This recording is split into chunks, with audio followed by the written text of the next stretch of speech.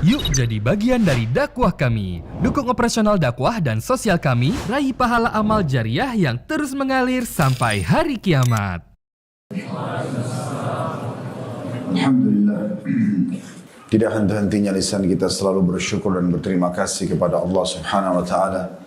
Tentu dengan penuh keyakinan dengan kemahasempurnaan Allah, dengan seluruh nama-nama dan sifat-sifatnya yang mulia. Allah itu Maha melihat, Maha mendengar, dan Allah benar dengan janji-janjinya. Semua orang yang bersyukur, berterima kasih, pasti akan dibalas oleh Allah dengan ditambahkan nikmat kepadanya. Nikmat tidak terhingga dan tidak akan berhenti kami ingatkan di setiap kajian kami buat diri kami dulu, kemudian jemaah sekalian, bermula dari Allah pilih kita dari sekian banyak sperma yang tertumpahkan di rahim ibu kita. Kita adalah yang dipilih untuk lahir di muka bumi ini, mengemban amanah sebagai salah satu dari hamba-hamba Allah yang akan tunduk dan patuh kepadanya. Lalu kemudian Allah hadiahkan lagi kepada kita keislaman, di mana dengan Islam itu kita punya panduan hidup. Kita jauh mengenal siapa Tuhan kita Allah, kenapa terjadi atau siapa yang menciptakan pergantian siang dan malam, turunnya hujan, berbagai macam jenis hewan-hewan, tumbuh-tumbuhan dan segala macam hal. Dan kita juga punya panduan hidup dengan Islam. Kita tahu mana makanan, minuman, pakaian, pendapatan, pergaulan yang boleh dan tidak boleh. Maksudnya yang diridhoi oleh Allah Subhanahu wa taala, yang juga tidak diinginkan olehnya. Dan hari ini kita pun berkumpul di masjid ini, salah satu rumah Allah, tidak lain karena kita ingin memperkuat iman kita kepada Allah. Sekaligus tentunya kita berharap sesudahnya kita lebih semangat lagi untuk mengerjakan amal soleh dan kedudukan kepadanya. Dan Alhamdulillah atas kesempatan ini. Selanjutnya kita panjatkan salam hormat kita kepada utusan Allah Nabi besar Muhammad sallallahu alaihi wa ala alihi wa sahbihi wasallam, sebagaimana Allah telah perintahkan kita untuk mengucapkan salam hormat tersebut, dan tentunya sebagai balas jasa dan juga mengejar apa yang telah beliau janjikan, bahwasanya orang yang paling dekat kedudukannya dengan beliau nanti di hari kiamat di surga adalah orang yang paling banyak membaca salawat kepada beliau. Makanya setelah memuji Allah tadi, kita juga mengucapkan salam kepada beliau alaihi salatu wassalam. Teman-teman sekalian, sebelum kita masuk ke kisah inspirasi hijrah kita pada kesempatan ini, kembali saya ingatkan perkataan Abu Darda radhiyallahu anhu, di mana beliau berkata, kalau bukan karena 3 hal, aku tidak berharap sama sekali hidup walaupun sesaat di muka bumi ini. Yang pertama adalah menahan dahaga di saat sedang puasa. Justru beliau menganggap itu adalah puncak ibadah yang luar biasa karena sedang diuji imannya oleh Allah, menahan lapar dan haus murni karena Allah. Kalau bukan karena itu, aku tidak ingin hidup sesaat. Yang kedua adalah beliau mengatakan solat di malam hari sewaktu orang sedang tidur. Nikmatnya solat bermalam atau begadang karena ibadah kepada Allah. Dan yang ketiga, kita berharap seperti apa yang kita lakukan sekarang adalah duduk bersama dengan orang-orang saleh yang menyortir tutur-tutur kata yang baik, sebagaimana disortirnya buah yang baik dari buah-buah yang busuk. Maka memang duduk dalam majelis ilmu seperti ini, duduk bersama hamba-hamba Allah yang berusaha mendekatkan diri kepada Allah, lebih mengenal Allah Subhanahu wa taala, ini bagian daripada syariat kita. Dan kita berharap tentunya selain keberkahan majelis ilmu, juga kita bisa saling berbagi satu sama yang lain pengalaman, supaya itu bisa juga lebih menyemangati kita, lebih menambah komunitas kita. Karena memang kata Nabi SAW, Al-maru ala dini khalili, falyantur ahadukum ila man yukhalil. Seseorang sesuai dengan agama, komunitas atau sahabatnya, maka dia harus pilih baik-baik tempat atau teman dia bersahabat. Hari ini insya Allah di pekan ketiga seperti biasa kita akan bahas inspirasi hijrah dari saudara kita insya Allah yang akan mengenalkan diri beliau. Dan seperti biasa kurang lebih komponennya dari 3. Mungkin tentang background nama dan background keluarga beliau. Kemudian bagaimana beliau mengenal agama Islam. Kemudian setelah itu kira-kira seperti apa kiat istiqomah yang dilakukan supaya mungkin ada di antara kita bisa mencontohi hal tersebut. Fadhal akhi, silakan. Baik, sebentar maaf. Sebelum antum bicara, tadi rupanya ada yang mau masuk Islam ya. Dari kalangan akhwat. Kita kasih kesempatan dulu, silakan panitia akhwat diberikan mikrofonnya. Bismillah, siap Ustaz. Baik, silakan. Siapa namanya yang mau masuk Islamnya? Namanya Ayu. Siapa? Ayu. Ayu. Dari agama apa sebelumnya, bisa tahu? Katolik. Katolik. Baik, teman-teman di sini bisa disampaikan nggak alasannya kenapa mau masuk Islam? Karena banyak pembelajaran di Katolik yang terlalu ambigu, Ustadz, yang tidak masuk di logika saya. Setelah saya belajar Muslim, ternyata saya percaya bahwa Muslim itu ada pembenaran di kehidupan saya gitu. Karena tidak tolak belakang banget dengan Katolik yang saya pelajari sebelumnya. Belajar dari mana Islamnya? Supaya sampai memotivasi mau menganut agama Islam. Dari buku, dari teman-teman, lingkungan. Sebenarnya bukan dari buku sih Ustadz, cuma saya waktu itu mendengar kutipan ceramah dari salah satu Ustadz tentang pernikahan sih. Karena kalau sakramen pernikahan di Katolik itu tidak masuk logika di saya gitu. Jadi sebenarnya lebih ke bab pernikahan aja yang buat saya buat belajar lebih dalam tentang Islam. Baik, berarti sekarang kalau yang saya tangkap ini masuk Islam karena dorongan mengetahui kebenaran Islam, begitu? Iya. Tidak ada hubungannya dengan masalah pernikahan ya? Baik, ada sebabnya, maaf kalau memang arahnya ke sana, semua yang masuk Islam selalu saya tanyakan masalah ini. Apa sebabnya mau masuk Islam? Di kantor kami, di masjid kami biasanya datang, memang ada yang datang karena masuk Islam karena pernikahan. Mungkin kemarin juga termasuk ada satu orang bule di sini ya, yang beliau membahasakan sendiri masalah itu. Ada juga mungkin karena faktor ekonomi, berharap setelah masuk Islam, mu'allaf itu ada banyak bantuan kadang-kadang ya, sampai dari yayasan sosial atau mungkin individu muslim. Atau mungkin faktor keamanan, karena merasa Indonesia mayoritas muslim supaya lebih aman. Nah, gitu. Maka semua ini saya minta agar diubah niatnya. Jadi saudari Ayu, kalau memang ada salah satu dari hal-hal ini, kalau tidak ada alhamdulillah, tapi kalau ada saya mengajak untuk mengubah niat dalam hati. Supaya kalau target-target dunianya tadi, masalah pernikahan, masalah perekonomian, masalah keamanan dari sisi politik itu tidak juga didapatkan, tidak ada hubungannya dengan masalah keislaman Anda. Jadi Islam ini panduan hidup. Dia akan mengatur semua setelah syahadat ini apapun yang berhubungan dengan masalah kehidupan kita. Ya makanan, ya minuman, ya pakaian, ya penampilan, ya kemudian pergaulan, pendapatan. Semua ini akan diatur oleh Islam. Kalau setelah itu kemudian menemukan jodoh orang muslim atau menemukan pekerjaan yang layak misalnya atau ketentraman dan keamanan di negara mayoritas muslim, alhamdulillah. Itu berarti penyempurnaan tapi bukan tujuan utama. Jelas sampai sini saudari Ayu nih? Jelas Ustaz. Baik. Jadi saya berharap niatnya diluruskan supaya betul-betul nanti jadi nikah, tidak jadi nikah, dapat perbaikan ekonomi atau tidak, atau yang tadi masalah keamanan, tetap saja Islam ditekuni dan dijadikan sebagai panduan hidup karena tahu itu adalah kebenaran. Kurang lebih seperti itu. Bisa diterima ya? Insya Allah bisa Ustaz. Baik. Saya pandu syahadat sekarang, bahasa Arab kemudian bahasa Indonesia. Lalu setelah itu insya Allah Anda sudah menjadi seorang muslimah. Kalau tadi sudah sempat mandi, misal kalau sudah tahu datang ke masjid ini mau masuk Islam dan sempat mandi itu lebih baik. Tapi kalau belum, insya Allah nanti selepas ini bisa saja mandi untuk niatkan masuk Islamnya. Itu salah satu yang dicontohkan oleh beberapa orang sahabat Nabi. Kalaupun tidak juga tidak masalah, tapi itu bagian dari hal yang dianjurkan. Dan yang terpenting setelah syahadat adalah bagaimana menekuni agama Islam. Ada banyak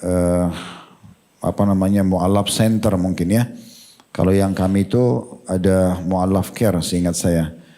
Yang bisa insya Allah ikuti kelasnya sepekan sekali. Mungkin juga nanti antum kalau ada kegiatan di masjid. Di tempat beliau kebetulan ketua DKM-nya bisa memandu juga kalau ada kegiatan. Mudah-mudahan bisa seperti itu. Baik, diikutin saya. Asyhadu alla ilaha illallah wa asyhadu anna Muhammadan abduhu wa rasuluh. Saya bersaksi bahwasanya tidak ada Tuhan yang berhak disembah kecuali Allah. Dan saya bersaksi bahwasanya Muhammad benar-benar hamba juga utusannya. Alhamdulillah. Ya. Allahu Akbar. Ya, sekarang Anda sudah menjadi seorang muslimah dan semua yang di masjid ini ataupun di luar sana, selama dia muslim di muka bumi semuanya bersaudara, dan Nabi Muhammad SAW menganjurkan agar kita menjadi satu komunitas yang saling dukung mendukung. Sampai kata Nabi SAW, la yu'minu ahadukum hatta yuhibbu li akhi ma yuhibbu li nafsi. Tidaklah sempurna iman seseorang sampai dia mencintai untuk saudaranya muslim apa yang dicintai buat dirinya sendiri. Nanti kalangan akhwat bisa mengucapkan selamat dan coba dibantu apa yang bisa dibantu dari panduan jadwal kajian atau hal-hal yang berhubungan yang lain yang mungkin ditanyakan oleh saudari Ayu. Mungkin begitu dulu. Baik, silakan. Jazakallah khair. A'udzu billahi minasyaitonir rajim. Bismillahirrahmanirrahim. Rabbi shrah li sadri wa yassir li amri wahlul 'uqdatam min lisani yafqahu qawli. Assalamualaikum warahmatullahi wabarakatuh. Waalaikumsalam warahmatullahi wabarakatuh. Alhamdulillah wassalatu wassalamu ala Rasulillah wa ala alihi wa ashabihi wa man wala ma ba'd. Ana Hans Ahmad Yamin dan ini adalah wallahi nama bawaan dari lahir. Dari akta kelahiran ana yang notabene-nya lahir dalam sebuah keluarga musyrikin yang subhanallah tidak mengenal Islam, tidak mengenal bahasa Arab, atas izin Allah, atas kebesaran Allah. Di bercandaannya di komunitas ana itu, ini anak udah ditandain dari lahir nih kayaknya. Gitu. Kenapa namanya? Iya, jadi Hans Ahmad Yamin dari akta kelahiran demikian. Adapun Hans karena ana suku Tionghoa dan nama Tionghoa ana marganya Yang, nama fullnya itu Yang Han Ming, sehingga Han di tengah itu adalah nama ana, Ming itu nama generasi, sehingga semua sepupu ana itu berakhiran dengan Ming tersebut. Lalu qadarullah menjadilah Hans dari itu. Tentu papa saat itu ketika menamakan anak dengan Ahmad ini sempat terjadi cekcok dulu ya dengan mama ya. Jadi buat apa ini orang bukan orang Islam ditamain Ahmad gitu kan. Ya. Dan subhanallah sepanjang hidup anak sebelum anak menemukan Islam juga ketika anak bawa paspor ke negara manapun gitu. Pasti dilihat-liatin gitu. Are you Muslim? No. Then why you have Ahmad as a name gitu. Jadi ini memang kayaknya udah isyarat dari dulu gitu. Jauh dari sebelum ana mengenal Allah dan Rasulnya, Ahmad sudah disematkan sebagai Tapi mungkin nama di poin itu menarik. Kira-kira apa sebabnya ayah antum menamakan, ada tambahkan Ahmad? Allahu a'lam. Bahkan ana nanyakan, subhanallah ayah ana yang hari ini sampai detik ini belum Islam. Qadarullah dari sekian banyak nama yang bisa beliau pilih untuk dirinya. Qadarullah beliau lahiran tahun 50-an, kurang lebih tahun 80-an atau 79 sekitar gitu, konversi WNA ke WNI. Di zaman Orba memang subhanallah kami kaum Tionghoa tidak dibolehkan untuk menggunakan nama Chinese. Sehingga konversi nama Indonesia itu diwajibkan, tapi pilihannya banyak. Subhanallah beliau menamakan dirinya sendiri Yusuf Tajuddin. Yeah. Antum semua kalau ketemu sama beliau tanya, Pak tahu nggak Yusuf sama siapa? Yusuf itu siapa? Jawabnya dia, ya nama saya. Beliau sama sekali tidak tahu itu adalah nama Nabi dan sebagainya. Allahu a'lam. Tapi nggak ada alasan kenapa beliau pilih nama itu? Serak aja katanya. Panggilan fitrah mungkin ya. Semoga Allah mudahkan Islam. Nah, biasanya kan nama itu muncul karena mungkin baca buku, dengar sebuah kisah. Nah, ana juga kiranya begitu dan ana cek lagi teman-teman sekolahnya nggak ada yang namanya Yusuf. Bahkan yang mohon maaf, yang Nasrani sekalipun juga namanya nggak begitu. Biasanya Robertus kah, apakah dan sebagainya gitu. Beliau aman aja dengan pilihan nama itu. Bahkan Tajuddin artinya apa sih Pak? Dia nggak tahu. Setelah ana riset sendiri, ana yang merinding. Sampai sekarang padahal belum Islam. Semoga Allah wafatkan dia dalam Islam. Amin. Amin. Ala kulli hal demikian mengenai nama ana lahir tahun 86. Kalau di catatan sipil di saat itu keluarga dicatatnya sebagai agama Buddha, qadarullah. Tapi sebenarnya apakah dia benar adalah seorang Buddhis yang kafah dalam tanda kutip gitu ya, yang benar-benar beribadah dengan tuntunan dan sebagainya, Allahu a'lam. Karena sebenarnya ada sebuah dinamika histori di sini ya, yang subhanallah orang Tionghoa yang lahir sebelum tahun 60, 50 sekian generasi terakhirnya itu masih merasakan adanya yang kita sebut Huaxiao, artinya itu sekolah Tionghoa, sekolah Chinese, ya. Yang karena di zaman itu qadarullah Tiongkoknya sudah menjadi republik rakyat dan berpaham sayap kiri. Otomatis kurikulum di sekolah juga mengikuti kurikulum seperti itu. Alhasil ketika kejadian G30 SPKI terjadi dan sebagainya, timbullah semacam fitnah di tengah-tengah orang Tionghoa yang sebagian oknum itu mengaku dirinya Muslim, Allahu a'lam benar atau tidak, ya. Mereka sweeping ke rumah orang-orang Tionghoa dan selalu ditanyakan gitu, ini Cina PKI ya, ateis ya, komunis bukan? Kalau dijawab tidak, subhanallah mereka tanyakan pertanyaan malaikat kubur kepada mereka. Oh ini benar, bukan ateis, benar agama. Siapa Tuhanmu? Apa nabi kitabmu? Siapa nabimu? Digituin. Jadi lama-kelamaan orang-orang gedek gitu kan. Tidak sedikit dari mereka sebenarnya ya bukan ateis, mungkin agnostik, percaya Tuhan itu ada tapi tidak berkeyakinan yang satu gitu ya. Dan ataupun mereka yakin tapi ya sekedar formalitas saja. Jadi waktu itu sebagian teman-teman dari Tionghoa akhirnya hafal itu. Akhirnya hafal dan Tuhanku dijawab. Allah, kitabku Quran kita. Salah satunya cikal bakalnya kenapa Konghucu. Sebenarnya teman-teman kita dari Tiongkok ketika datang ke Indonesia dan melihat Konghucu itu menjadi agama, mereka kaget. Karena itu dikenalnya ketika qadarullah kami belajar itu adalah pelajaran filsafat, lalu warisan sejarah, kitab kunonya. Ana alhamdulillah atas izin Allah dimudahkan untuk belajar sastra Cina sampai sastra kunonya yang kita sebut Kuan.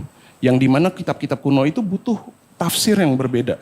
Karena gaya bahasanya, kosakatanya, tata bahasanya semuanya berbeda dengan Mandarin yang hari ini kita gunakan yang kita sebut Paihuahun.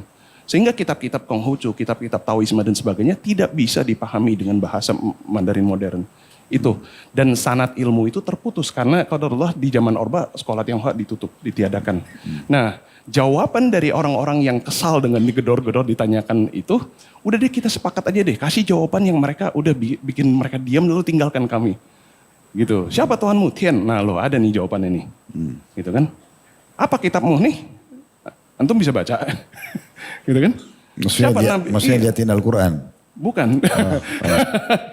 Kitab apapun yang mereka punya di situ. Dan mungkin ada yang punya salinan kitab yang digunakan oleh teman-teman Konghucu saat itu. Ini memang bisa baca gitu. Nabinya siapa Konghucu? Emang lu kenal? Gitu. Ya sudah aman. Tapi karena Orba sistemnya sedemikian rupa saat itu orang Tionghoa nama Chinese yang nggak boleh digunakan, otomatis Konghucu juga ketika mau diajukan untuk disahkan juga ditolak. Ya udah deh Buddha aja deh biar ada di KTP agama dan nggak ada orang usir lagi sama kami gitu. Sehingga kita akan temukan tidak sedikit orang Tionghoa yang di generasi itu yang agamanya ala kadarnya ditaruh aja biar ada. Allahu a'lam dia sebenarnya beriman atau tidak gitu ya. Dan kita kalau main ke rumah orang Tionghoa mungkin antum rahimakumullah kalau ada teman yang masih berkeyakinan musyrik, ngakunya agamanya Buddha, tapi kok di rumah patungnya beda. Seperti itu. Itu lumrah kami temukan. Sehingga Anda bertumbuh besar dalam dinamika keluarga yang seperti itu. Lalu bagaimana Allah kenalkan Allah kepada seorang anak yang tumbuh besar dalam keluarga musyrikin seperti ini? Qadarullah orang tua anak ketika memasukkan anak kepada sekolah, pola pikir mereka ya udah cari aja yang dekat, yang prestasinya mungkin akreditasinya terkenal, nggak perlu pikir banyak gitu akidahnya apa, masukin aja. Qadarullah anak dimasukin ke dalam sebuah sekolah Kristen. Disitulah untuk pertamanya anak tahu, oh ada nih ALLAH gitu. Ya, bukan alif lam lam ha gitu ya. Enggak gitu. Oh, Allah itu satu, Allah itu tunggal, tidak boleh dipersekutukan. Nabinya ada Musa alaihissalam, Adam alaihissalam dan seterusnya. Justru pengenalan anak mengenai Allah dan para anbiya itu jalurnya lewat situ dulu. Tapi namanya anak bocah belajar akan timbul pertanyaan-pertanyaan, ya kan? Singkat cerita, pertanyaan yang ada di benak anak tidak pernah mendapatkan jawaban yang memuaskan, tidak pernah mendapatkan sikap tanggapan yang terpuji juga, yang sebenarnya sekarang ketika anak kilas balik, anak mensyukuri nikmat itu. Wallahi anak mensyukuri nikmat itu. Mungkin saat itu kalau anak ditanggapi dengan baik, bisa jadi anak masuk jadi mereka. Gitu kan. Tapi di saat itu, orang kalau punya pertanyaan tidak mendapatkan jawaban, tetap akan menarik kesimpulan. Karena menarik ayah sama ibu antum agama apa? Tetap Buddha. Dan mereka nggak terlalu peduli dengan agama, anaknya masuk sekolah Kristen nggak apa-apa.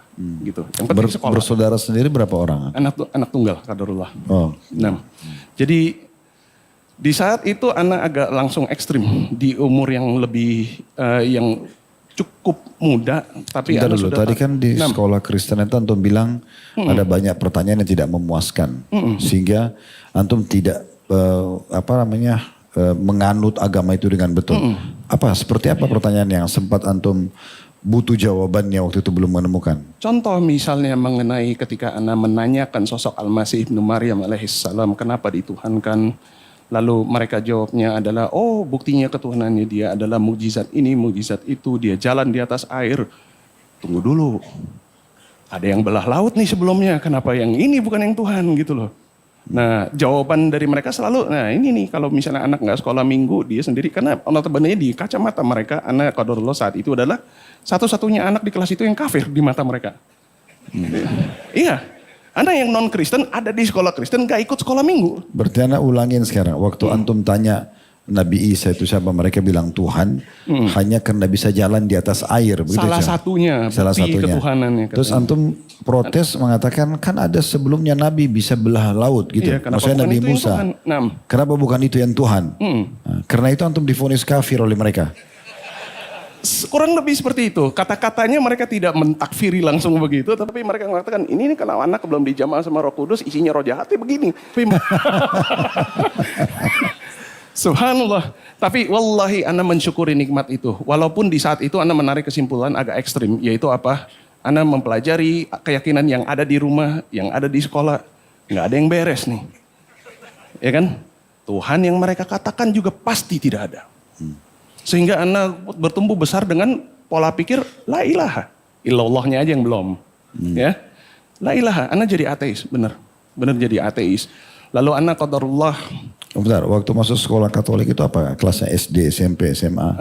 Sampai SD. Jadi qadarullah di tahun 98 itu Ana tamat SD. Orang tua memang sudah merencanakan untuk Ana di sekolahkan di luar negeri. Tapi subhanallah karena kejadian 98 keberangkatannya didahulukan. Dan ini juga menjadi cikal bakal yang akhirnya menumpuk ya. Kayak lapisan burger sandwich gitu. Jadi pertanyaan-pertanyaan mengenai Islam itu yang tadinya mungkin berkonotasi agak sedikit pertanyaannya itu condong negatif. Di nanti harinya di puncaknya Allah bantah itu semua. Dengan kejadian-kejadian berikutnya. Karena mungkin Ana analogikan seperti ini. Teman-teman yang di bawah Gen Z mungkin belum lahir sehingga kurang tahu mengenai ini ya. Kejadian 98 sebenarnya, subhanallah ketika kita bicara hoax mengenai sekarang itu berita hoax yang disebar dari medsos. Telat sekarang baru ribut. Zaman itu hoax sudah hidup. Caranya seperti apa? Melalui chain mail. Email berantai yang sudah di forward ribuan orang, ratusan orang. Allahu alam itu sumbernya dari mana, sahih atau tidak tuh. Gitu. Tapi intinya yang kami terima banyak, Anda posisi saat itu udah di Singapura, banyak menerima email yang konon katanya adalah kesaksian dari korban 98. Lalu semua kisah itu ada satu benang merah yang dinarasikan di situ. Tidaklah seorang oknum yang katanya muslim, padahal Allahu alam benar atau tidak kita nggak tahu, nggak bisa di cross check juga sekarang. Sebelum dia melakukan sesuatu yang adalah pelanggaran dalam Islam, perbuatan kekejian dan kekerasan dan yang memang udah biadab aja, selalu dinarasikan mereka sebelum melakukan itu mereka bertakbir. Na'udzubillahi min dzalik. Hancur nggak itu rusak citra Islam di komunitas kami?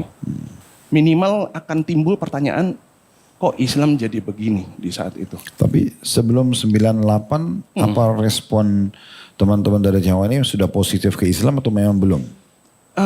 Sebenarnya bisa dibilang spektrumnya luas. Karena kalau kita lihat lagi dari catatan sejarah, tahun 1961, Bapak Haji Abdul Karim Uy Cheng Hin rahimahullah sudah mendirikan PITI. Artinya ada Tionghoa Muslim di saat itu. PITI itu singkatan untuk Persatuan Islam Tionghoa Indonesia. Dari tahun segitu sudah ada sebelum kejadian semua ini, ya kan? Dan beliau ini Masya Allah, beliau rahimahullah bukan tokoh sembarangan. Bapak Abdul Karim Uy Cheng Hin ini adalah siapa? Sosok yang berjasa bagi keselamatan Bung Karno di saat itu. Ketika Bung Karno mau diambil. Antum kalau buka buku sejarah dan menemukan satu foto. Bung Karno berdiri di kanan, Buya Hamka berdiri di kiri. Lalu ada orang ketiga duduk di bangku di tengah. Nah ini orang yang gak pernah dibahas nih. Ini.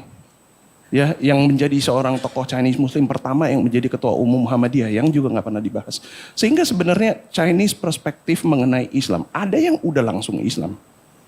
Ada yang gak ngerti Islam, terdorong dengan segala macam fitnah lalu menjadi Islamofobia. Gitu. Kurang lebih Ustaz. Nah, dan kami yang berada di tengah-tengah, yang Ana maksud tengah-tengah itu adalah yang mungkin segelintir keluarga langsung yang gak ada yang muslim, tapi dibilang punya teman muslim juga bisa bilang iya, bisa bilang enggak, minimal tetangga gitu kan. Yang kayak begini yang biasanya kami akan goyang dengan isu-isu tersebut. Ala kulihal saat itu 98 demikianlah terjadi, demikianlah narasi yang kami terima dari Chainmail ketika Ana udah di Singapura. Timbul pertanyaan kok Islam jadi begini. Artinya itu mengisyaratkan bahwa sebelum kejadian itu dan narasi itu terbangun sedemikian rupa, sempat ada suatu saat kami sebenarnya tidak berpikir demikian. Ya, mungkin ngelihat tayangan azan di TV, ngelihat acara Islam di TV, kelihatannya damainya kelihatan gitu. Kok ini sekali ribut sampai seperti ini gitu kan. Nah, Ana ketika di Singapura, lucunya adalah Ana sebagai seorang WNI di Indonesia, Ana masuk sekolah swasta, di sana Ana masuk ke sekolah negeri.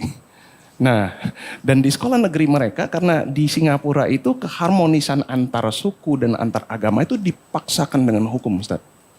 Sehingga Ana untuk pertama kalinya sebenarnya di situ ngeliat dan bersekolah bersama dengan muslim. Yang mungkin di bulan Ramadan saat itu mungkin azan Jumatnya agak awal, anak-anak lelaki diizinkan untuk meninggalkan kelas terlebih dahulu. Dan Ana di situ sempat kaget ketika melihat teman-teman yang muslim yang berdiri meninggalkan kelas. Ada yang mukanya kayak begini.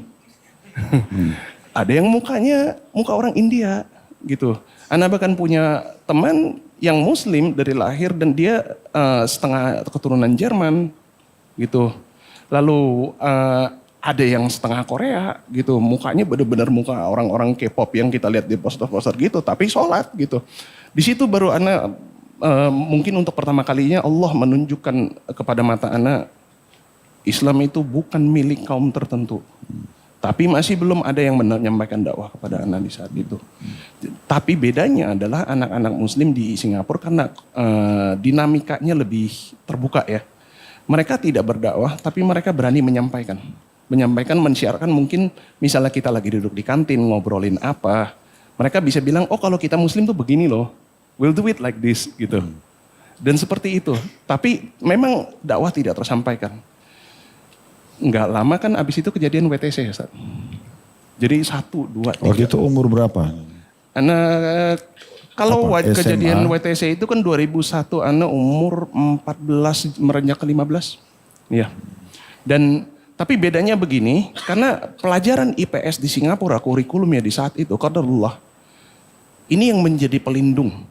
Jadi yang kami pelajari saat itu temanya adalah konflik dan teror. Sehingga di saat itu kalau misalnya ada orang mau melempar syubhat dan mengatakan not all Muslims are terrorists but all terrorists are Muslim. Mereka kan suka ngomong begitu kan. Kami yang non Muslim aja mau bantah itu gampang. Tinggal kami tanyakan. Itu kejadian teror yang terjadi di Irlandia kan yang bikin orang Katolik itu gimana? Biasanya mereka akan terdiam gitu kan. Jadi ada pembentengan seperti itu walaupun masih belum kepada titik yang cukup untuk itu membuat hati ingin beriman gitu. Lalu belum lama dari situ drama lagi di Singapura mengenai mungkin Firqah Jemaah Islamiyah yang beritanya sampai ke situ. Lalu Singapura juga sempat heboh dengan satu-satunya sosok orang Indonesia, tokoh teroris yang berhasil membobolkan penjara Singapura. Yang itu menjadi berita yang heboh sekali, yang memalukan sekali bagi negara itu. Karena mereka membanggakan security mereka kan. Negara paling aman, yang paling ketat dan sebagainya.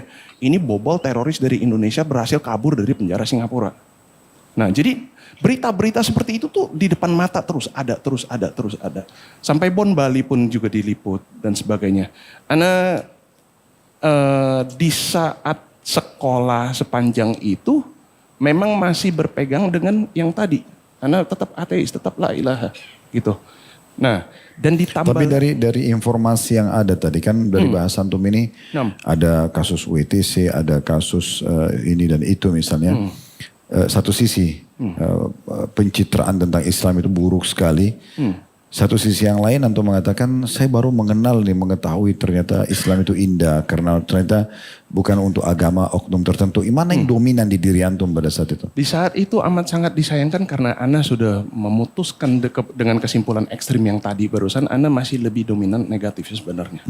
Bahkan subhanallah sampai titik puncak sebelum Allah patahkan itu dengan kejadian terakhir, Ana masih bergebu-gebu dengan keyakinan yang tersebut. Dan ini bukan tanpa sebab.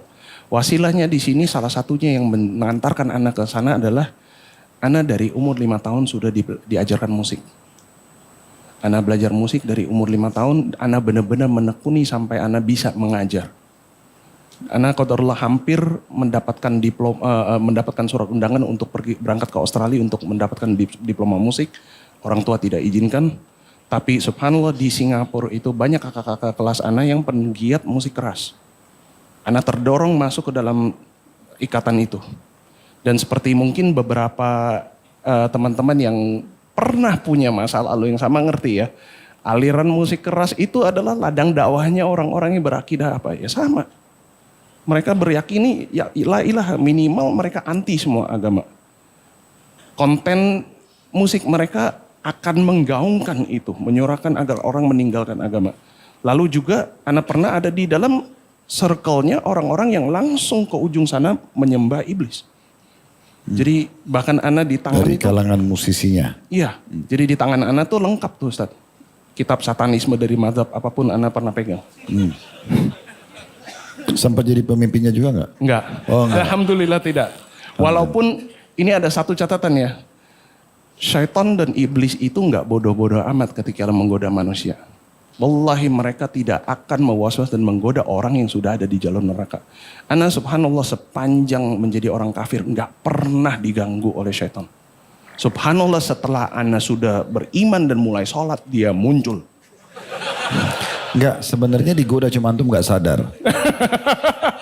Tahu, Anda buktikan. Kenapa antum digoda? Terbukti antum masih belum mau kenal Islam waktu itu. Dan itu senjata yang paling kuat. Tetap ada persepsi negatif gitu kan, sehingga ada penolakan. Antum juga mempelajari tadi semua jenis musik dan antum bilang semua kamus syaitannya sudah dihafal. Lah itu. Jadi sudah paket komplit tuh.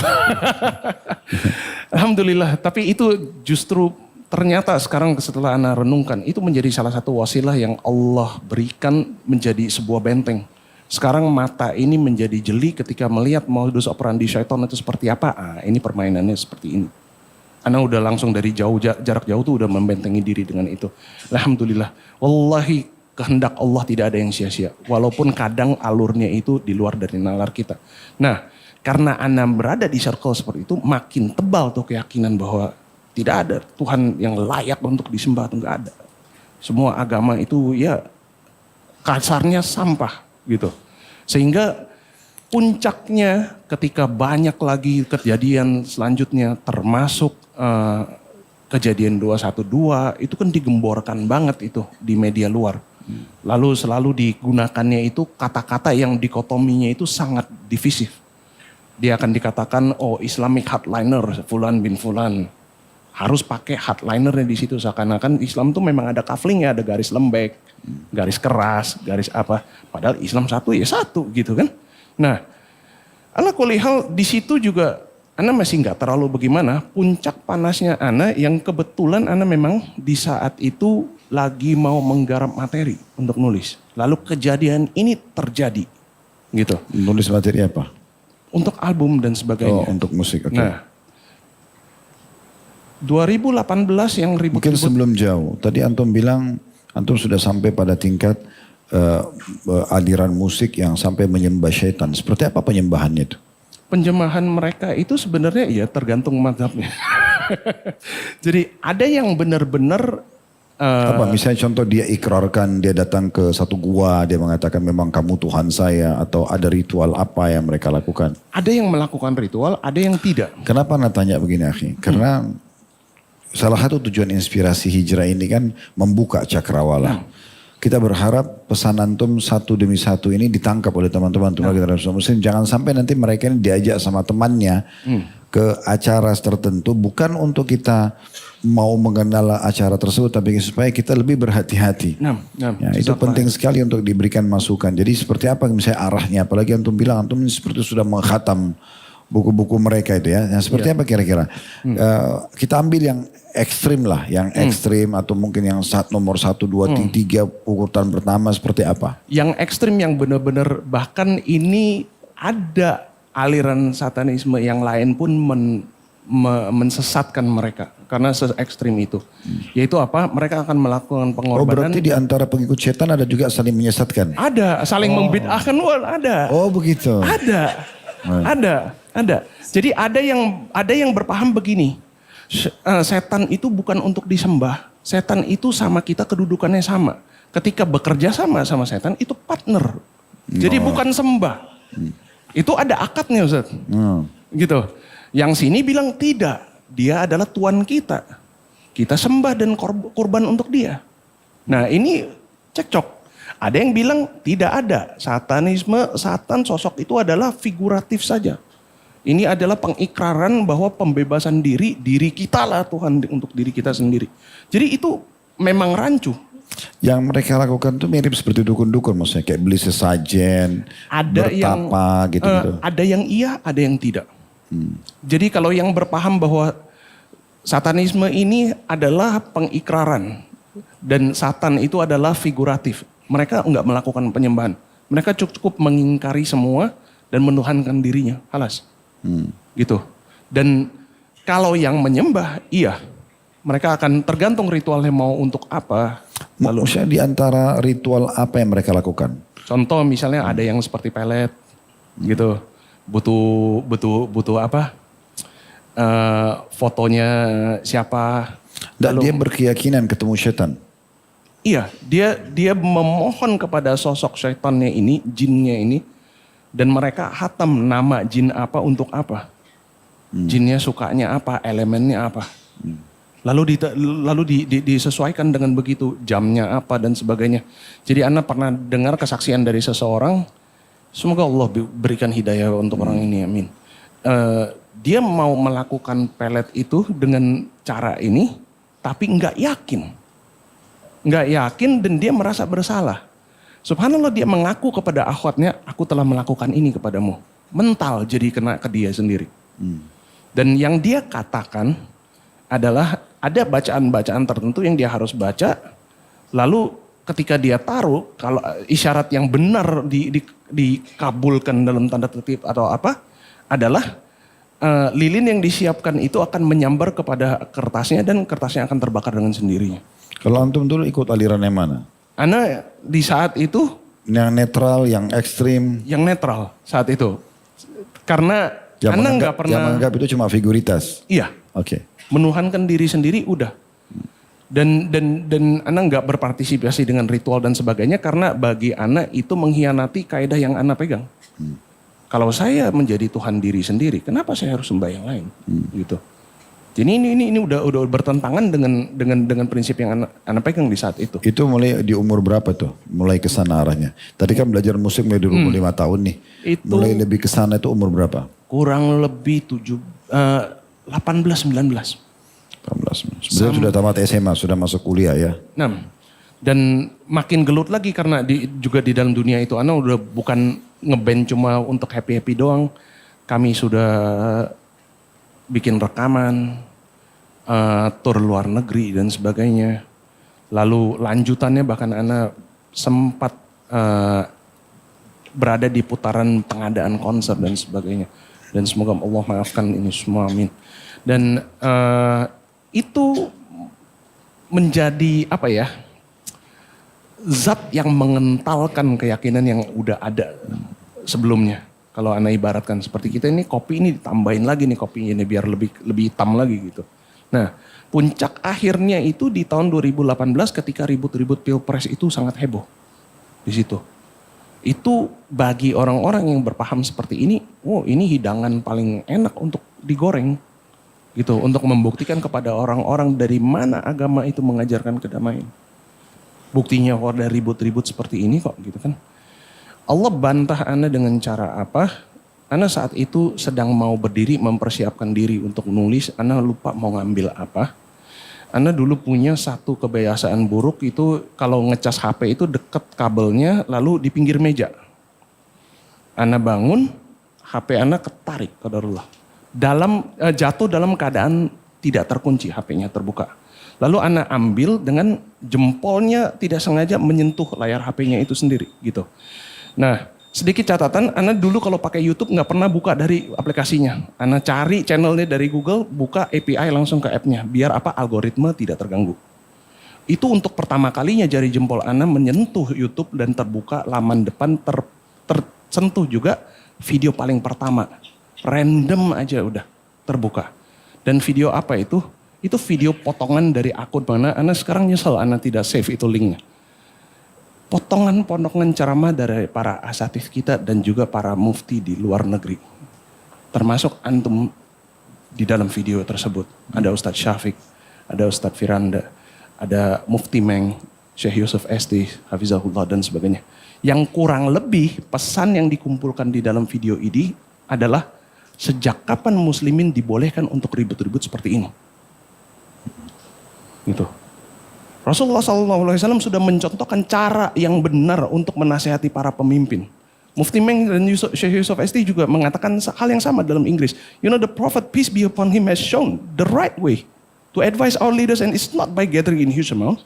It's not gathering and then causing mudarat and violent blowbacks and all the other negativities that comes along with it. Gitu. Nah, Ana lucunya adalah di saat itu Ana terpaku. Orang biasa nalurinya kalau nonton video yang kepencet, dia apain? Swipe aja kan, skip kan. Ana terpaku sampai akhir. Berarti channel itu mengumpulkan kumpulan ceramah-ceramah, bukan satu orang. Iya, Okay? sepotong, tapi temanya nyambung. Karena Ana terpaku nge-freeze di situ sampai akhir, di history ada. Lucunya, dalam diri ada bisikan dorongan untuk tonton ulang. Tapi kali ini Ana ambil kertas, Ana ambil pena. Dalam hati ada bisikan, ada nih orang Islam seperti ini. Siapa mereka? Dan Ana punya kebiasaan karena Ana bergelut di dunia akademis juga, Ana nggak sembarang ambil fatwa orang. Kalau misalnya ada fulan ngomong apa, Ana cari tahu background orang itu. Jadi afwan jidan Ustadz, Ana sempat kepoin background antum dan sebagainya juga gitu. Cari-cari dulu orang ini siapa nih ngomong kayak begini gitu kan. Nah, ala kulli hal karena Ana cari seperti itu, otomatis materi kajian antum, channel antum pun terbuka gitu kan. Materi para asatidz kita juga terbuka. Subhanallah, makin Ana telusuri apa yang para asatidz kita gaungkan di dalam dakwahnya mereka, materi kajiannya mereka. Tanpa disadari semua pertanyaan yang Ana tidak pernah dapat jawabannya dari kecil hingga titik itu. Satu persatu Allah pertunjukkan. Allahu Akbar. Hingga satu saat Ana benar-benar ditaklukkan oleh Allah, ini kebenaran yang tidak bisa lagi, Ana udah gak punya hujah untuk menolak.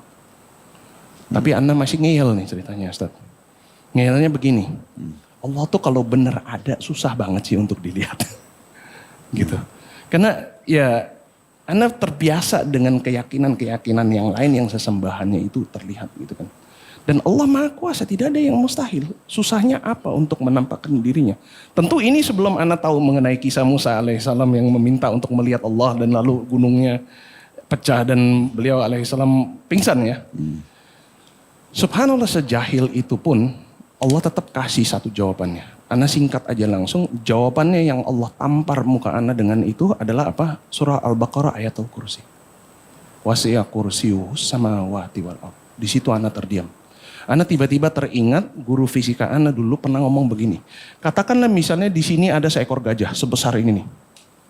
Lalu ada seekor lalat menghadap ke gajahnya dan posisinya di sini, sedekat ini.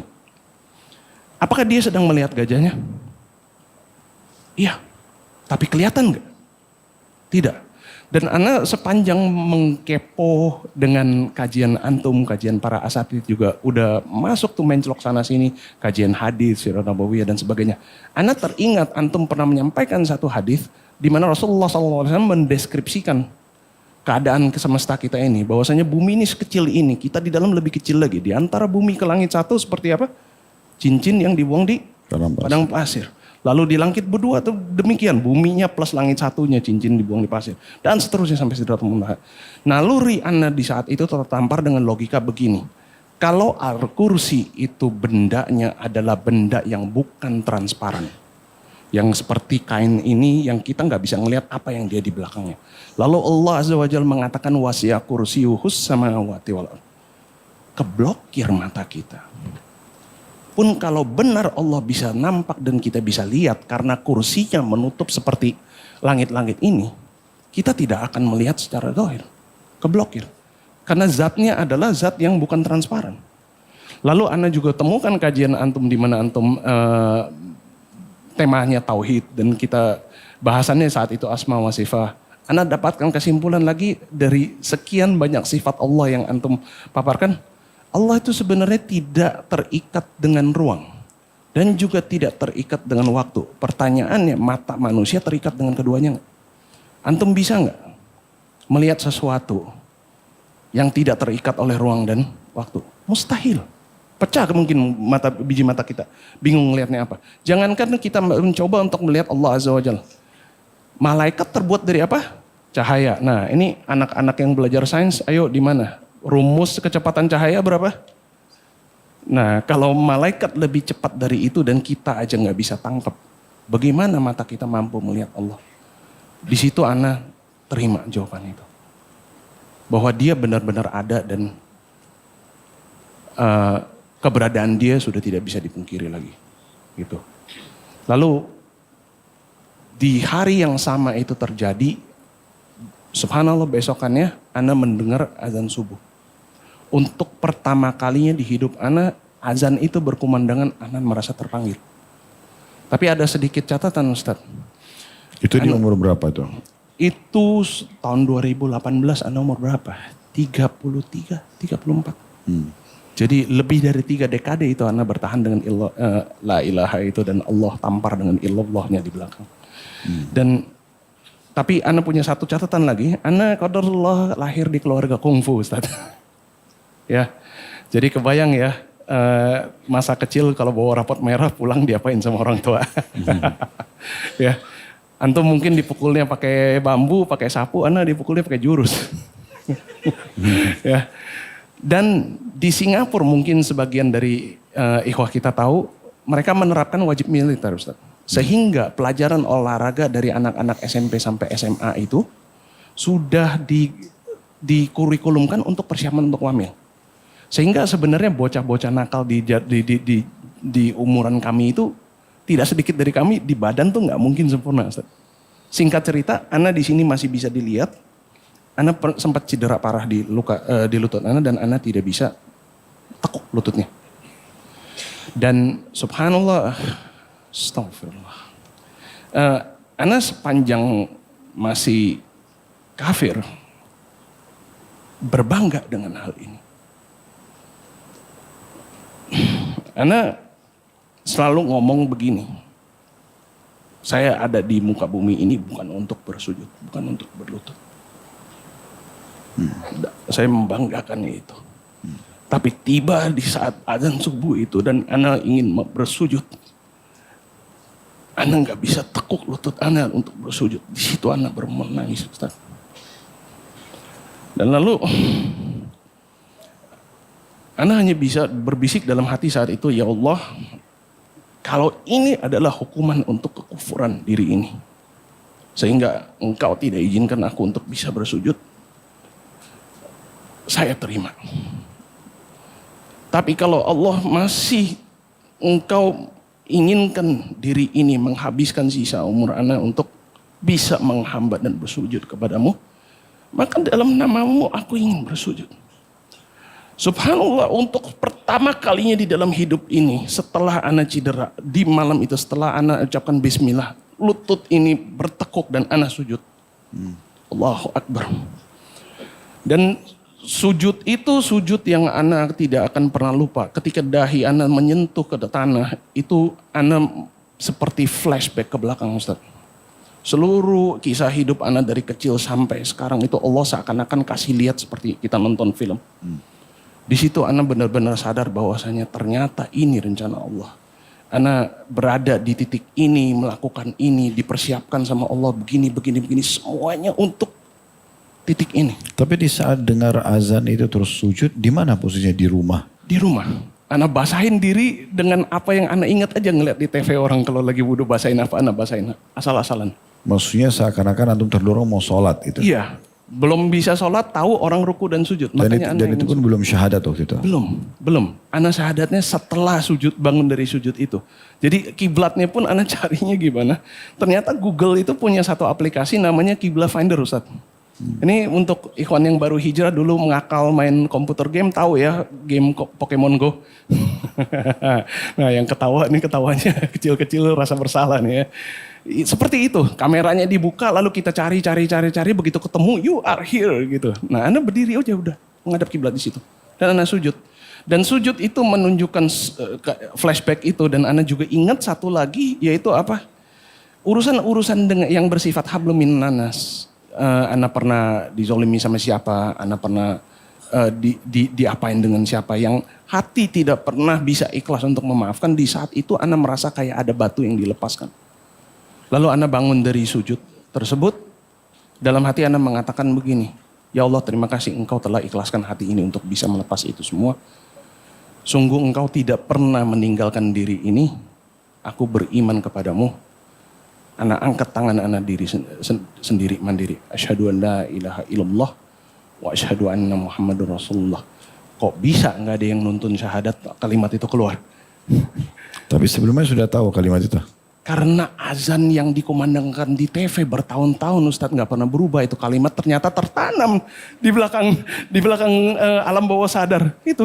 Ana sendiri juga kaget saat saya ngomong, kok gue bisa? Gitu. Tapi ala kulli hal demikianlah. Jadi itu bagaimana Allah patahkan hujah ana yang ana merasa diri ini adalah Tuhan diri sendiri. Sampai ke titik di mana Allah benar-benar tekuk lutut ini secara kafah. Alhamdulillah. Jadi pada saat itu setelah selesai syahadat sendiri, bagaimana kondisi keluarga? Bagaimana antum berbaur dengan kaum muslimin di sekitar situ? Keluarga subhanallah belum tahu dulu. Karena saat itu ana masih belum putus dengan karir musik ana. Dan mau lanjut syahadat ke masjid pun juga belum sempat karena Anda masih tur keliling Eropa, keliling Asia dan sebagainya. Lalu ketika Anda mantap untuk mau syahadat, datang ke masjid, qadarullah COVID, Ustaz. Masjidnya tutup gitu kan. Di situ baru mikir, waduh ini gimana nih? KTP belum diganti nih, jasad mau diapain terserah Allah. Ya. Tapi Anda niatkan 2 tahun itu, wallahi 2 tahun COVID kita di lockdown itu adalah 2 tahun termanis yang Anda selalu rindukan. Kenapa? 2 tahun itu bagi seorang mualaf yang masih takut untuk datang ke majelis ilmu, yang masih belum pede untuk sholat berjamaah. Disitulah kami senyaman-nyamannya thalabul ilmu. Karena alhamdulillah, thumma alhamdulillah masjid boleh tutup, antum kajian online tidak pernah berhenti. Para asatidz kita kajian tetap mulai.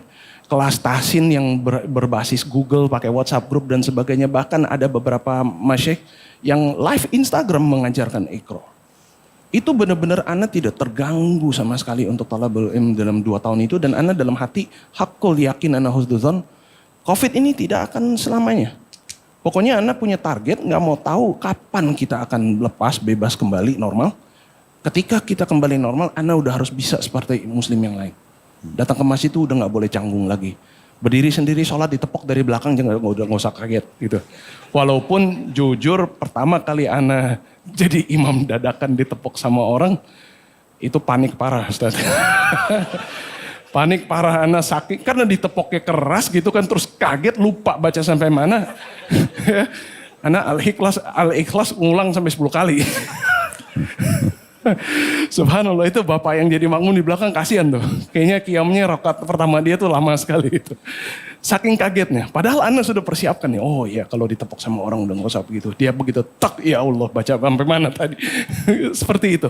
Jadi Anda punya target itu. Mau gak peduli kapan kita akan bebas. Begitu bebas kembali normal Anda udah harus bisa dengan orang lain. Karena Anda sadar sesadar-sadarnya di saat itu Anda umur udah berapa.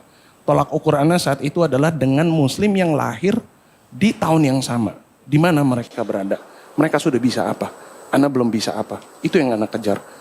Dan Ternyata memang Allah menyuruh kita demikian. Fastabiqul khairat, ya kan? Alhamdulillah itu kurang lebih. Tapi di sepanjang ana lagi belajar seperti itu, ana punya satu pertanyaan yang terusik terus di dalam jiwa. Mengenai qada dan qadar Allah. Yaitu begini kurang lebih Ustaz. Bumi Allah seluas ini.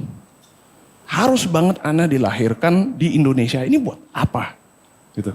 Terus lahirnya jadi Tionghoa juga buat apa? Kenapa nggak orang hitam di Afrika gitu misalnya? Ana ini mau diapain diri ini? Buat apa? Apa rencana Allah? Apa rahasia Allah? Ana nggak bisa mendapatkan jawaban yang pas hingga satu saat Allah jawab. Singkat cerita, Ana sembari mengerjakan musik Ana dan pelan-pelan Ana coba tinggalkan. Ana juga mengajar di beberapa universitas sebagai asisten dosen, Ustaz. Di Fakultas Mandarin juga, di fakultas yang lain Ana mengajar BIPA, Bahasa Indonesia untuk penutur asing. Karena guru BI kita banyak yang tidak menguasai bahasa asing ketika berhadapan dengan mahasiswa pertukaran dari negara lain. Ketika mereka belajar bahasa Indonesia ini panduan bahasanya nggak dapat nih. Mereka nggak bisa belajar dengan sahih gitu. Nah, Ana saat itu sudah sedikit demi sedikit mengumandangkan dan mengumumkan keimanan Ana. Sehingga segelintir orang sudah tahu Ana sudah muslim, termasuk di kalangan mahasiswa Ana. Qadarullah ada seorang Tionghoa muslim yang muslim dari lahir karena ayahnya yang mualaf. Ayahnya rahimahullah wafat meninggalkan sebuah box Ustaz, dibawa ke Ana. Nah, si mahasiswa ini mengatakan kepada Ana, kalau Ustaz tuh bahasa Mandarin panggilnya Lause gitu. Dia panggil, Lause, Ana tahu antum udah muslim, Papa wafat meninggalkan box ini. Sepertinya Ana nggak tahu mau diapain, antum yang bisa memanfaatkan dan semoga amal jariah mengalir ke Papa. Ana buka box itu, tahu Ustadz isinya apa? Mushaf Quran yang 100% terjemahnya udah Mandarin. Kitab fikih, kitab hadis dan ada kitab yang seperti Bulughul Maram dan sebagainya Mandarin. Di situ Ana benar-benar gemetar. Allah jawab, di situ Allah hantarkan gudang ilmu dengan bahasa yang Ana kuasai dari nasab Ana.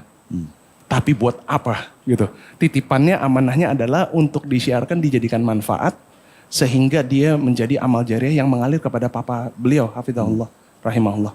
Nah, ya sudah, Ana nggak mau neko-neko, Ana pelajari dulu isinya. Disitulah Ana baru belajar, oh Islam kalau di China historinya seperti ini. Lalu kalimat syahadah kalau diterjemahkan Mandarin itu seperti ini, wudu, tayamum. Jumhur ulama di China itu bagaimana menempatkannya. Lalu kenapa zakat itu diterjemahnya seperti ini, kok enggak seperti yang lain. Anak kulihal semua Ana pelajari itu dan Ana asik sendiri di dalam isi itu. Ternyata Allah kalau beri sebuah kemudahan di belakangnya Allah juga tuntut tanggung jawab. Enggak pakai lama Ana diberi teguran oleh Allah dengan cara apa? Muncul sekian cuplikan video di YouTube syahadat orang-orang TKA dari Tiongkok yang dilakukan di Indonesia dengan dipandu penerjemah dan syahadatnya semuanya amburadul ngaco. Ustaz. Ngaconya sefatal apa? Maksudnya terjemahannya? Terjemahannya, dan ini akan menghancurkan akidah mereka jika kita tidak luruskan dan kita sampaikan. Karena husnuzan sebenarnya yang menerjemahkan itu mungkin dia tahu tapi dia gugup. Mungkin silap lidah. Tapi kalau tidak disampaikan kepada si calon mualafnya, dikhawatirkan dia bisa tanpa sadar sudah meninggalkan Islam gitu. Anak kasih contoh salah satu. Si penerjemah salah menerjemahkan, dia mengatakan kalau diterjemah ke dalam bahasa Indonesia, dia mengatakan Muhammad adalah Allah. Naudzubillah. Apa bedanya sama kamar sebelah kan? Ya kan kalau begitu. Ada lagi yang satu salah menerjemahkan wa asyhadu anna Muhammadan abduhu wa rasuluhu, dia terjemah jadi saya bersaksi bahwa Muhammad adalah gurunya Allah. Ilaha illallah. Gimana caranya Allah jadi muridnya Rasulullah SAW gitu kan? Nah, wallahi Ana tidak salahkan mereka. Ana tidak salahkan siapapun. Di saat itu Ana salahkan diri Ana. Ana yang punya ilmu itu. Allah sudah mudahkan ini. Tapi Ana asik sendiri, Ana tidak terjun dan ikut andil di situ. Ya, dan andaikan saat itu Ana sudah membuka diri untuk terjun aktif mengenal para lembaga-lembaga ini, mungkin kesalahan-kesalahan ini tidak akan terjadi. Nah, Ana di saat itu cuma bisa istighfar, bisa apa lagi karena nggak kenal siapa-siapa kan. Subhanallah, Allah kasih jalan keluar, kesempatan kedua. Nggak pakai lama di Jumat yang sama, Ana sholat Jumat di Masjid Lauza, di mana alhamdulillah sekarang Ana berkhidmat sebagai seorang ketua DKM. Imam masjid di situ Ustaz Naga hafizahullah nepok ana setelah selesai sholat sunnah. Hans, ada orang Cungkuo maksudnya Tiongkok, China ya. Ada orang Cungkuo nggak bisa bahasa Indonesia, nggak bisa bahasa Inggris, mau datang ke sini syahadat, antum bantu ya. Di situ ana baru benar-benar merinding seluruh badan. Ternyata, wallahi ketetapan Allah dan kehendak Allah tidak ada yang sia-sia. Kita boleh bertanya-tanya, ini untuk apa, ini untuk apa. Di belakangnya Allah buka semua Ustaz. Ternyata inilah hikmahnya di belakangnya. Harus banget dunia ini begitu besar, bumi ini begitu besar. Ana lahir di Indonesia sebagai Tionghoa dengan kemampuan bahasa ini. Buat apa Ana menanyakan itu. Allah kasih ini jawabannya. Jadi insya Allah ini yang sedang menjadi ladang ikhtiar. Di mana Ana mencoba untuk merangkul dan menggunakan bahasa kesukuan Ana ini untuk menyampaikan tauhid kepada saudara-saudara kita. Ana dulu tuh suka ngomong begini, belum lama dulu ketika TKA dari Tiongkok datang berbondong-bondong ke negara kita. Lalu media juga kan suka goreng tuh, bilang ini apa nih, Cinaisasi kah, jajahan kah, dan sebagainya. Kalau yang ngomong muslim, Ana sering tegur, di mana tauhid antum? Ini teman-teman kita yang datang. Allah langkahkan kaki mereka dari tempat yang telinganya nggak dengar azan ke tempat yang dengar azan. Kenapa jadi antum yang takut Cinaisasi?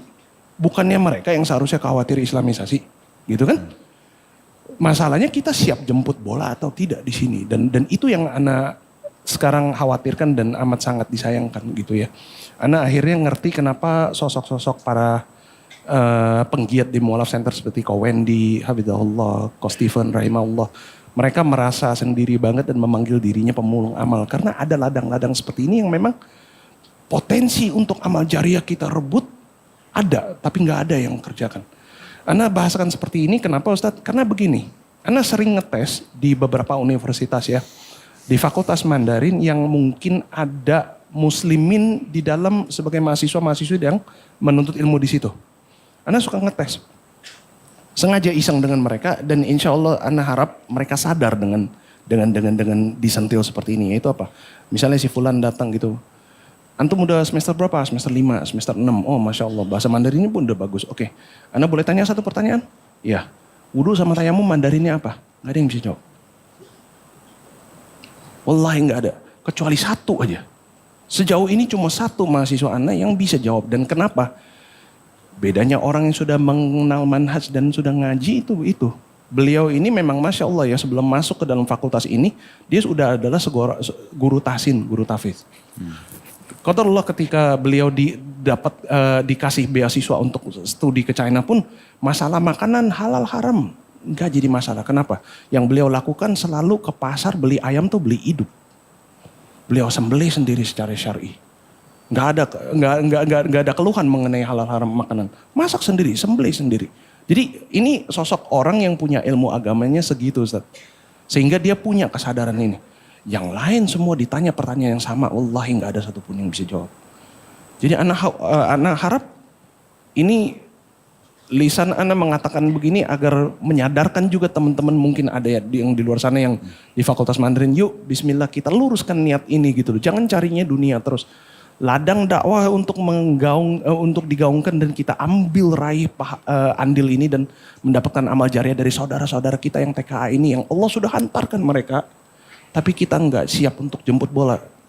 Semoga kedepannya akan ada penerus. Karena Allahu alam akan hidup sampai kapan. Bisa jadi malam ini malam terakhir Ana. Lalu siapa penerus Ana yang mensyahadatkan mereka dengan yang menyampaikan dakwah tauhid ini dengan bahasa yang bisa mereka. Antum ada buka kelas untuk mengajarin bahasa itu? Alhamdulillah ada. Jadi dan Ana buka kelasnya itu Ana pisahkan. Kalau kelas yang di universitas memang itu sudah mereka yang atur. Ana buka kelas untuk dai yang memang ingin belajar bahasa ini. Di masjid itu atau di tempat lain? Privat. Ana privat. Dan Ana privat Ana jabanin untuk online biasanya karena kadang belum tentu kita bisa ketemu dan jadwalnya yang pas ya. Lalu Ana punya kebiasaan untuk merekam materi online juga untuk mereka, mudahkan mereka untuk murojaah gitu. Dan insya Allah kurikulum bahasa Mandarin yang Ana rancang untuk para dai itu Ana udah saring. Termasuk misalnya kita ngomongin kalau sastra itu nggak bisa lari dari peribahasa misalnya. Peribahasa yang mana nih yang mengandung khurafat? Peribahasa mana nih yang sebenarnya asbabun nuzulnya itu syirik gitu. Kita harus tahu dia artinya apa sehingga orang kafir mengatakan itu kita tahu maksudnya apa. Tapi kita udah nggak boleh menggunakan yang begini-gini. Anda sudah bersihkan juga insya Allah. Kita flashback sedikit. Nah. Pada saat antum sudah COVID nih, sudah selesai. Iklan Islam sudah mulai diiklanin. Bagaimana respon orang tua? Orang tua sebenarnya begini. Kalau kita katakan, kita gunakan sengaja kata kunci penolakan ya. Penolakan kalau diartikan mereka menolak Anda memeluk Islam, tidak. Mereka tidak melarang, mereka tidak mencecar dan sebagainya. Tapi penolakan kalau diartikan mereka menolak Islam, ini yang lebih menyakitkan sebenarnya. Jadi Anda benar-benar diuji dari pintu ini Allah karena di satu sisi kita tetap harus berbakti kepada orang tua, tapi kita berhadapan dengan orang tua yang paginya seperti Abu Thalib, malamnya seperti Abu Lahab. Gitu. Karena lisan orang tua yang sebelumnya belum pernah ngomongin apapun tentang Islam, tiba-tiba kok setelah anaknya muslim malah lebih berani untuk menyampaikan sesuatu mengenai Islam yang mereka tidak suka dan sebagainya. Jadi sehingga di rumah tuh benar-benar berbakti kepada orang tua satu sisi harus dijaga. Amar ma'ruf nahi mungkar juga kalau ketika mereka mengatakan yang salah mengenai Allah dan Rasulnya juga. Ini dinamika yang amat sangat Tapi sulit. mereka nggak buka pintu dialog. Misalnya pada saat ada syubhat yang mereka lempar justru itu kan sebuah peluang. Nah. Kayak tadi antum lihat misalnya teman-teman kita yang datang dari sana ke Indonesia. Kenapa kita nggak lihat ini justru kesempatan Islamisasinya. Kenapa nggak lihat peluang orang tua antum justru lebih kritis, lebih menyampaikan tentang syubhatnya itu kan peluang justru. Karena kita bisa memberikan jawaban yang tepat. Biasanya setelah anak kasih hujah mereka lari. Itu yang jadi masalah. Mereka akan lempar, anak jawab, mereka lari. Itu yang menjadi agak sedikit. Itu sudah standar biasanya. Tapi penyampaian antum kepada beliau-beliau ini itu akan membuat jadi bahan renungan. Itu bisa jadi bahan renungan. Karena akan terus difikirkan, direnungi. Kita nggak tahu titik kata-kata mana yang membuat mereka dapat hidayah. Sekarang kita berarti ngerucut ke poin-poin terakhir mungkin. Di saat antum, jadi aktivitas sekarang ini aktif di masjid sebagai ketua DKM. Alhamdulillah, selain ngajar sebagai asisten dosen, iya. Masih ngajar di kampus? Masih. Sama privat tadi? Iya, cuman alhamdulillah setelah COVID itu anak ngajar itu udah hampir 95% ke atas semuanya online. Sehingga aktivitas di masjid itu tidak berhalangan dengan aktivitas mengajar, itu satu. Kedua, cuman amat sangat disayangkan makin kesini anak ngajarnya itu dapatnya jatah mata kuliah lebih banyak untuk kelas karyawan. Sehingga ini yang menjadi sulit untuk anak hadir di kajian offline. Gitu. Tapi insya Allah anak nggak menggunakan itu sebagai udzur. Jadi ngajar bahasa Mandarin maksudnya? Iya, dan ngajar, anak juga ngajar menerima request dari perusahaan-perusahaan yang punya TKA yang memang niat untuk belajar bahasa Indonesia. Jadi mereka belajar BIPA dengan Ana juga. Dengan perantara bahasa Mandarin yang lalu Ana berikan mereka materi yang lebih kuat dari sisi tata bahasa dan sebagainya biar mereka bisa benar-benar berbahasa dengan lancar. Apa aktivitas di masjid itu sekarang? Aktivitas di masjid. Sebagai ketua DKM antum buat program apa aja? Program Ana sekarang karena udah dekat Ramadan ya, jadi fokusnya sedang ke situ. Tapi jujur yang Ana lebih banyak lakukan di situ adalah justru pembinaan mualaf dan pensyahadatan yang khusus untuk orang asing, bahasa asing. Jadi kami alhamdulillah yang Ana bantu pandu syahadatnya kalau dari TKA dari Tiongkok itu sebelum Ana sudah ada lebih banyak lagi. Tapi yang benar-benar mendapatkan pembinaan dengan bahasa yang mereka pahami itu sudah hampir kurang lebih 50-an. Lalu ada warga negara Jepang juga datang, warga negara Korea juga datang. Dan saudara-saudara kita di Mualaf Center yang lain pun Ana buka pintu itu. Siapapun yang berhadapan dengan calon mualaf atau yang sudah mualaf yang berbahasa asing yang Ana alhamdulillah kuasai, antum di sana punya kesulitan, hantarkan mereka atau datangkan Ana ke situ. Ana siap untuk wakafkan waktu dan tenaga dan materi untuk itu. Antum nggak buka channel khusus untuk dalam bahasa Mandarin ini? Tujuannya justru negara-negara yang memahami bahasa itu? Sudah ada Ustadz, sudah ada dan justru materi untuk mereka taklim untuk yang baru syahadat, channel-channel ini yang Ana kumpulkan untuk mereka. Nah, pengenalan tentang Islam. Iya, Di antaranya ada Ustadz Isama Hafizahullah, lalu ada beberapa asatidz juga di China, dan alhamdulillah sebenarnya di antara TKA Tiongkok yang datang itu nggak semuanya kafir, Ustaz. Ada dari kaum suku tertentu yang memang mereka suku muslim dari lahir. Nah, salah satunya mereka buka restoran di Lokasari. Ini kaum suku Hui, muslim dari lahir, mereka buka restoran ini, mereka jaga kehalalannya, bahkan musik aja nggak ada. Yang salah satu penggiat di restoran ini, Ustadz Yunus Hafizahullah, 30 tahun jadi imam masjid di China. Sehingga kadang Ana kalau misalnya lagi waktunya tepat, si mualafnya itu bisa, Ana bawa ke situ. Lalu mereka juga berbisnis franchise di F&B lainnya. Salah satunya outlet Ping Shui yang mereka jalankan di seberang Masjid Istiqlal, itu saudara-saudara kita muslimin dari kaum Hui yang membeli franchise-nya dan membuka di situ. Sengaja bukanya di depan Istiqlal biar sholat 5 waktu gampang. Jadi anak kadang tekniknya itu untuk menyampaikan dakwah Islam kepada mereka dan mengkokohkan mereka lebih dalam lagi. Jangan terlalu kaku. Kalau di masjid nggak bisa, mereka nggak sempat, anak bawa mereka ngeteh. Anak bawa mereka ngopi di situ.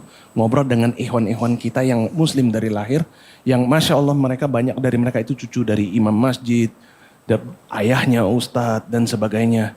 Sehingga penyampaiannya insya Allah Ana juga ada di situ. Ana pantau ini benar atau tidak. Nah, ini informasi baru ini ya. Jadi tidak semua, kita kan tahu kalau teman-teman kita yang datang dari sana itu ternyata ada muslim. Nah. Ya, termasuk punya komunitas selain daripada masjid. Betul. Mereka juga buka usaha-usaha. Nah, ya. Jadi tafadol Ana ya juga bermaksud untuk mengundang antum satu hari untuk bertemu dengan mereka insya Allah. Insya Allah. Ya. Baik, mungkin sebagai penutup akhi. Sekarang setelah masuk Islam melalui proses tadi yang cukup panjang. Sehingga antum merasa antum diingatkan oleh Allah, ditampar oleh Allah tanda kutip di sini sampai antum masuk Islam. Sekarang antum mengabdi di masjid. Sangat menikmati untuk mengislamkan orang-orang Tionghoa dan segala macam. Apa yang antum ambil sebagai sebuah kiat untuk antum bisa konsisten di situ? Subhanallah.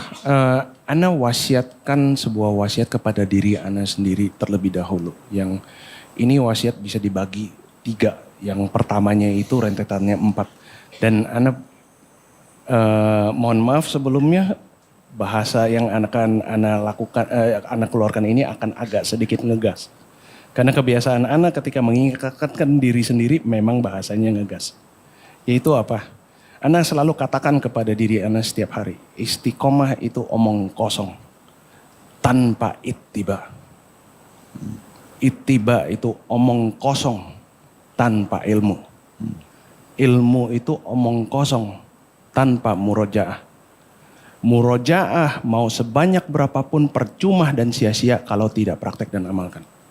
Ini yang Ana jaga. Itu poin pertama. Poin kedua, Ana mendapatkan sebuah nasihat dari Ustadz Firanda Hafizahullah yang insya Allah Ana akan ingat terus nasihat ini hingga wafat. Amin.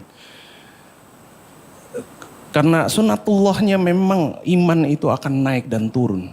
Cepat atau lambat kita akan tiba ke titik rendah, titik lelah, futur dan sebagainya. Camkan satu hal ini baik-baik kepada di dalam diri kita. Selemah apapun iman antum, seberat apapun antum tidak mampu melakukan sebuah amalan secara sepenuhnya, tolong jangan juga ditinggal sepenuhnya. Karena sesungguhnya ketika antum sedang futur, antum sedang lemah, antum sedang malas, dan atau antum punya uzur sehingga antum cuma bisa melakukan 1% dari keseluruhannya itu. 5% dari keseluruhannya itu. 1% kita di saat itu yang kita pertahankan adalah 100%-nya kita. Tapi kalau antum tinggalkan maka halas, sudah 0. Dan syaitan akan menunggangi 0 ini menjadi berkembang biak ke yang lainnya. Jadi ini yang Ana pegang. Terakhir adalah apa? Ana merenungkan pada akhirnya hakikat iman itu sebenarnya apa sih? Gitu Ustaz. Dan yang Ana wasiatkan kepada diri ini, iman ini percuma kalau tidak disertai sikap. Ada sikap keberpihakan yang harus kita tunjukkan. Ketika lafaz kita mengatakan asyhadu an la ilaha illallah, Allah menuntut prove it. Buktikan itu. Sikap kita benar nggak sejalur dengan lisan kita? Contoh begini, katakanlah kalau misalnya sekarang teknologi kita semaju ini 20 tahun dari sekarang. Ini misal ya, 20 tahun dari sekarang ada teknologi yang bisa menghilangkan semua najas dan mudarat dari khinzir. Bisa disterilkan nih babi ini. Antum akan mulai makan babi? Atau antum akan mengatakan no, saya tidak menyentuh itu. Why? Because Allah say so.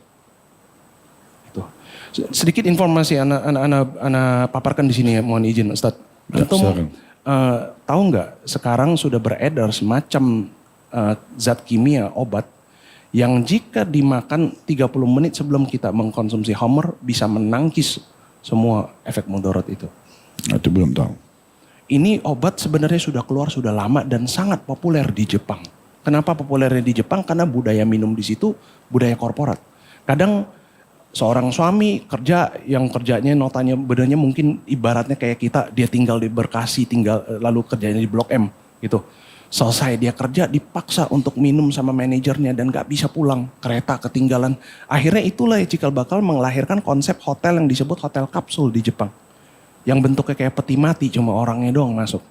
Dan itu juga yang menjadi pemicu salah satu tingkat perceraian di Jepang itu naik di daerah luar kota metropolitan dan tingkat perselingkuhan dari sisi istri naik. Karena suaminya nggak bisa terlepas dari lingkaran itu kalau dia nggak temani bosnya dan manajernya untuk minum, sedangkan dia sudah capek seperti itu. Dia mungkin akan dipecat dan gak dikasih job atau apa sebagainya. Nah, Ana tahu ini dari mana? Qadarullah di tahun tertentu Ana tur Eropa dengan 3 band. Dan tur itu 26 negara dalam 1 bulan, 26 kota kami manggung. Ada band Jepang di situ. Dan band Jepang ini yang memang menjadi dedengkotnya di situ, VVIP-nya yang karena dialah yang setiap kali kami manggung itu full. Nah, setiap kota mereka kunjungi, karena kota yang kami kunjungi juga kami udah peta dulu. Ini kota yang memang banyak nih pengikut aliran ini gitu. Dan mereka sendiri juga punya tokoh-tokoh influencernya di dalam bidang itu sendiri. Alhasil tokoh-tokoh mereka secara lokal itu ketika selesai manggung pasti mengundang mereka untuk dijamu. Kita bahasanya after party gitu. Padahal mereka ini nggak bisa minum. Mereka adalah orang yang kekuatan toleransi alkoholnya lemah. Anda ngelihat dengan mata kepala sendiri, mereka serentak semua keluarkan kotak obat, semuanya mengeluarkan pil itu dan makan itu. Dan Anda tanya, kalian ngapain? Karena Anda khawatir ini narkoba. Kalau diperiksa sama imigrasi kita kena semua nih, gitu kan? Nah, Anda tanya, oh bukan, ini bukan narkoba. Ini kita minum biar nggak mabok, nggak pusing, nggak mual, dan biar besok itu cuma rasanya ngantuk doang karena begadang. Dan kita bisa manggung lagi secara maksimal. Dan benar, di pagi berikutnya mereka pulang, mereka cuma kelihatannya ngantuk kayak orang habis ngantor begadang. Anda nggak menemukan bekas muntah di dalam toiletnya, tidak ada. Mereka juga nggak ada yang leha-leha dan terus bilang aduh nggak bisa bangun gitu, nggak ada. Sama kali nggak ada. Dan besokannya mereka manggung tuh biasa aja.